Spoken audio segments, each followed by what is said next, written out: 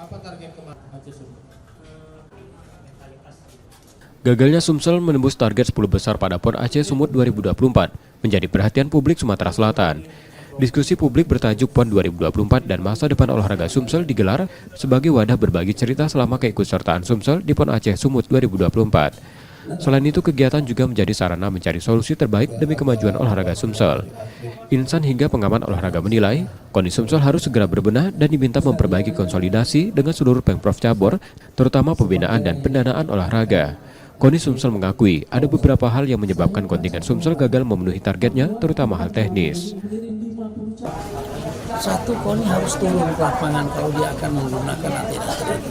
Nggak bisa dia di belakang layar pemerintah sebelah ninjau-ninjau. Nah, maka untuk itu Binpres atau Waka 1 dan Binpres betul-betul orang mengerti dan paham tentang pembinaan. Jadi sejauh mana program latihan yang dibuat oleh para pelatih itu Binpres harus tahu dan paham.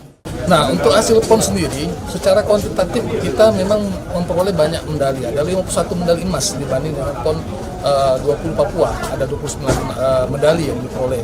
Nah, cuma secara kendala secara teknis di lapangan kita pungkiri ada beberapa cabur yang kita harapkan mendapatkan medali emas ternyata di final tidak dipertandingkan karena faktor cuaca. Di PON Aceh Sumut 2024, Sumsel hanya menempati peringkat 21 dengan raihan 6 medali emas, 15 medali perak, dan 30 medali perunggu. Nur Muhammad, Kompas TV, Palembang, Sumatera Selatan.